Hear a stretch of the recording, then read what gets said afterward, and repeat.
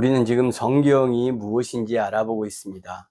지난 시간에는 성경이 하나님의 말씀인 근거 세 가지를 살펴보았어요. 첫 번째는 무엇이었죠? 계시성이었습니다. 인간의 기록인데도 불구하고 하나님의 성품이 드러나고 하나님의 뜻과 의지가 나타난다. 두 번째, 실제성과 역사성이죠. 각 시대와 사람이 다른데도 불구하고 하나님의 능력이 드러난다. 그것을 실제성과 역사성이라고 표현했습니다. 세 번째, 자증성입니다. 성경이 스스로 하나님의 말씀이라는 것을 증명하고 확증해내요. 어떻게 해요? 그 성경을 읽는 사람들이 변화되고 이기적인 삶에서 이타적인 삶이 되고 나와 가족만 위하는 존재가 아니라 약자와 이웃을 배려하고 돌보는 사람으로 변화시키는 것. 그것이 하나님의 말씀이라는 증거가 되지요. 자증성이라고 할 수가 있습니다. 그러면 왜 성경에만 계시성과 실제성과 자증성이 있느냐? 그 이유는 세 가지라고 저는 봅니다. 첫 번째는 우주의 시작과 끝을 기록하고 있어요. 두 번째는 하나님 앞에서 인간들이 자신의 삶을 되돌아보는 신앙 고백이기 때문입니다. 그리고 세 번째는 고아와 과부와 나그네, 즉 약자를 위한 책이기 때문이다. 그래서 비록 오류가 있고 실수가 있음에도 불구하고 하나님께서 인간의 오류 많은 기록을 하나님의 말씀이라고 인정해 주시고 하나님의 말씀으로 책임져 주시는 거예요. 그래서 그 말씀을 믿고 의지하는 우리들에게 하나님의 말씀임을 하나님께서 증명해 주시는 겁니다. 그것이 지난 시간까지 우리가 나누었던 말씀이에요. 오늘은 구약 성경이 어떻게 오늘의 모습과 내용과 형태를 갖추었는지 그것을 좀 생각해 보겠습니다. 구약 성경의 편집 배경을 알아보는 거예요. 구약 성경은 언제 편집되었고 오늘과 같은 형태를 갖추었는지 그 시대적 상황 속에서 어떤 의도와 목적이 있었는지를 알아야 성경을 바로 이해하고 해석할 수가 있죠. 자, 그 배경을 좀 설명을 드리겠습니다. 주전 586년에 남유다가 바벨론에 의해 망합니다. 그리고 그 바벨론은 60년도 되지 않아서 페르시아 고레스에게 망해요. 그리고 그 고레스가 포로들을 귀환을 시킵니다. 그런 내용들이 역대기나 그 이후에도 계속 기록이 되어 있죠. 그리고 마지막 예언자 말라기가 활동했던 시대는 약 주전 430년경입니다. 그러니 구약 성경이 편집된 시기는 그 이후가 되겠죠. 그래서 학자들이 주전 400년경에서 주전 200년까지 이 어간에 지금과 같은 형태로 자리를 잡았다. 유대인들은 구약 성경을 세 부분으로 나눠요. 제일 앞부분을 토라라고 하고요. 두 번째 부분을 느비힘이라고 하고요. 예언서라는 말입니다. 그리고 세 번째 부분이 크투빔이라고 해요.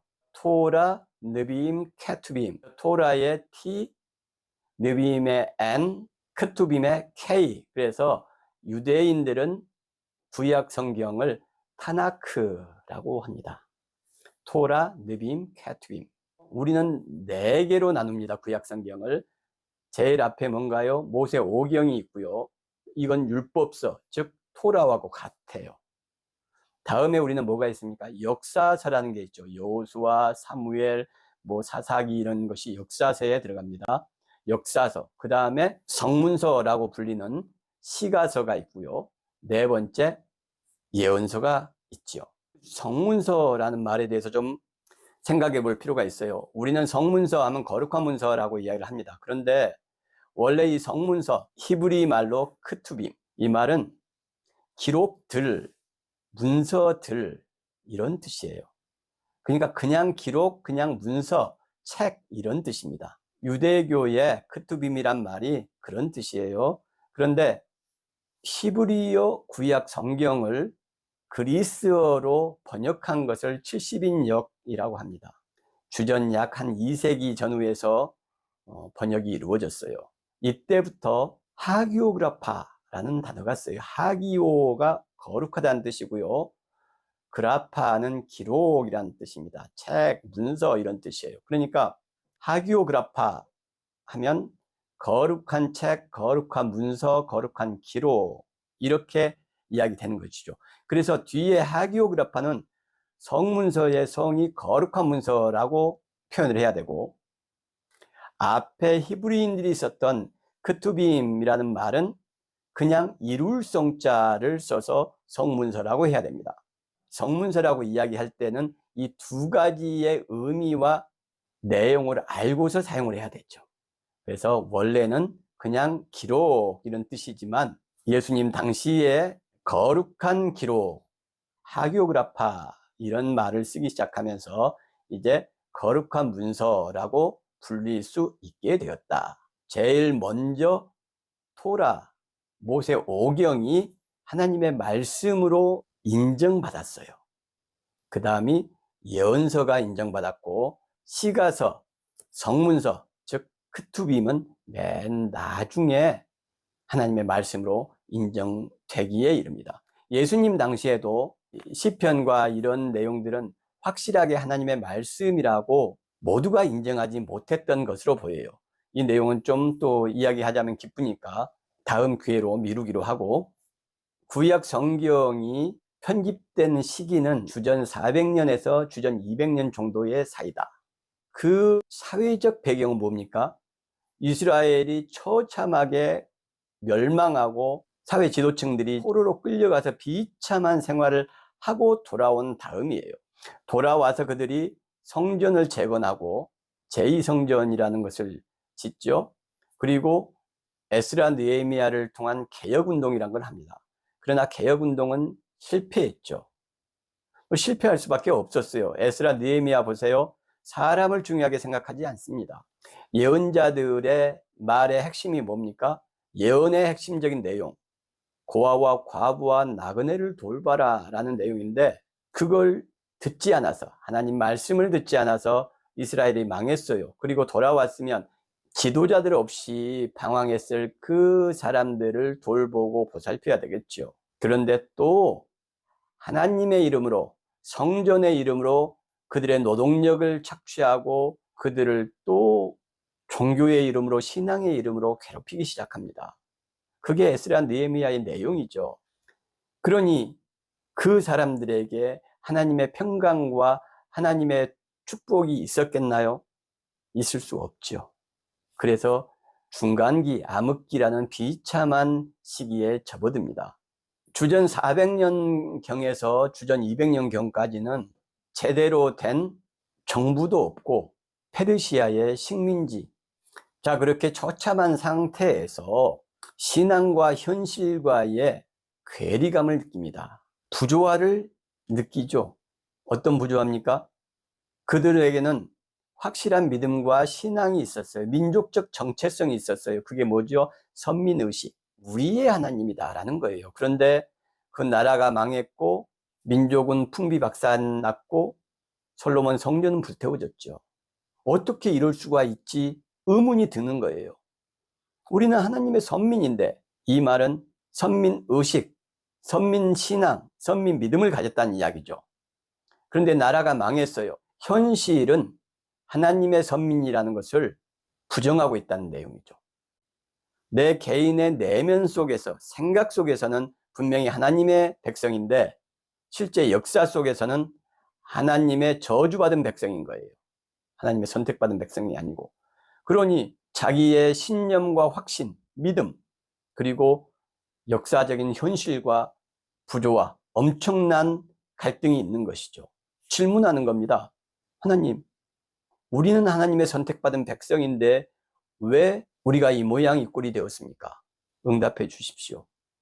하나님은 살아계시지 않는 겁니까? 우리는 하나님의 백성이 아닌 겁니까?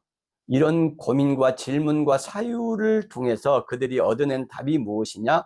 우리가 하나님의 말씀을, 하나님과의 계약을 파기했구나, 지키지 않았구나, 이걸 깨달은 거예요. 그러면 이제 어떻게 해야 되나? 하나님의 선민이 다시 되려면 파기한 약속들을 되돌아보고 우리의 삶을 돌이켜야 된다. 하나님과의 계약을 잘 지키면 된다. 하나님과의 계약은 뭡니까? 약자를 돌보고 보살피는 것. 그러면 우리는 하나님의 선택된 백성으로서 살아가는 것이고, 그 계약을 지킬 때에 하나님은 우리를 축복하시고 하나님의 평강 가운데로, 하나님의 샬롬 가운데로 우리를 인도하실 것이다. 이런 생각을 가진 거죠. 그게 구약 성경의 편집 배경, 편집 정황이죠. 유대인들의 선민의식, 그 정체성을 기록한 게 모세오경입니다. 모세오경을 통해서 편집 시기에 살던 지도자들은 우리는 하나님의 선택된 백성이라는 것을 다시 되새겼고, 다시금 확신하게 되었고, 예언서를 통해서 하나님과의 계약 내용이 무엇인지를 좀 더 구체적으로 사회 속에서, 역사 속에서 어떻게 실현해 가야 되는지, 율법과 토라를 어떻게 삶 속에서 구현해 내야 되는지, 지금 우리에게 적용하면 어떻게 살아가는 것이 기독교인으로서 바로 살아가는 것인지, 그 내용이 예언서에 담겨 있는데, 한마디로 말하면 약자를 보살피고 돌보고 사랑하라, 이런 내용이에요. 율법서 토라를 요약한 것이 십계명이죠. 십계명은 10개 중에서 3계명, 앞에 1, 2, 3계명 하나님에 대한 거고요. 네 번째가 안식일에 대한 거죠. 안식일에 대한 규정은 하나님에 대한 게 아닙니다. 제가 이전 동영상에 안식일에 대해서 1, 2, 3 시리즈로 3개를 잘 설명해 놨어요. 꼭 보시기 바랍니다. 안식일은 약자를 위한 하나님의 명령이고 규례예요. 가난한 사람들 일주일에 하루는 쉬게 하라는 겁니다. 그리고 그 쉼은 먹을 걸 주고 배부르게 하면서 쉬게 해 주어야 된다. 그래서 그 안식일은 대부분의 신학자들이 하나님에 대한 규례, 계명으로 생각을 하지만 저는 이거 정말 잘못된 거라고 생각합니다. 안식일은 명확하게 하나님을 위해서 존재한 것이 아니고 우리 인간을 위해서 존재하는 거예요. 그래서 4계명부터 10계명까지는 인간에 대한 계명들입니다. 그러면 하나님에 대한 계명은 3개, 인간에 대한 계명은 7개. 그래서 10계명을 한마디로 요약을 하면, 약자들을 해하지 말고 약자들을 괴롭히지 마라, 살인하지 마라, 도둑질하지 마라, 내 이웃의 것을 탐내지 마라, 거짓 증언하지 말라, 이런 내용들은 약자들에 대한 겁니다. 상대가 강자면 거짓 증언할 수 있나요? 못합니다. 강자 편에서 거짓 증거를 하는 거예요. 약자를 우습게 보는 것이죠. 상대가 강자인데 그를 죽일 수 있나요? 없어요. 그래서 10계명은 한마디로 요약하면 약자를 괴롭히거나 해하지 말라. 이게 모세오경을 요약한 내용이에요. 예언서와 똑같죠. 결국은 핵심은 약자를 보살피고 돌보고 사랑하라. 율법서나 예언서나. 신명기의 내용만 몇 군데 읽어드리겠습니다. 신명기 10장 17절에서 19절까지 말씀입니다. 너희의 하나님 여호와는 신의 신이시며 주의 주시요 크고 능하시며 두려우신 하나님이시라. 사람을 외모로 보지 아니하시며 뇌물을 받지 아니하시고 고아와 과부를 위하여 신원하시며 나그네를 사랑하사 그에게 식물과 의복을 주시나니, 고아와 과부를 위하여 신원하시며 나그네를 사랑하사 그에게 식물과 의복을 주시나니, 너희는 나그네를 사랑하라. 전에 너희도 애굽 땅에서 나그네 되었음이니라. 신명기 14장 29절 말씀입니다.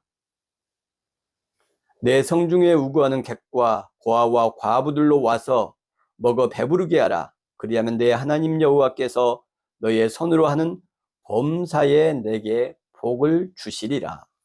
신명기 16장 14절 말씀입니다.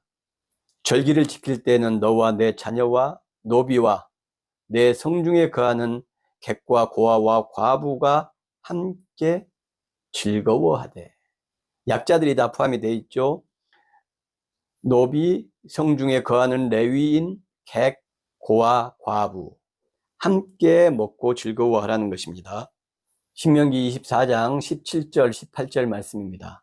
너는 객이나 고아의 송사를 억울하게 말며 과부의 옷을 전집하지 말라. 너는 애굽에서 종이 되었던 일과 내 하나님 여호와께서 너를 거기서 속량하신 것을 기억하라. 이러므로 내가 너에게 이 일을 행하라 명하노라. 너가 밭에서 곡식을 벨 때에 그 한 뭇을 밭에 잊어버렸거든 다시 가서 취하지 말고 객과 고아와 과부를 위하여 버려두라. 그리하면 내 하나님 여호와께서 내 손으로 하는 범사에 복을 내리시리라.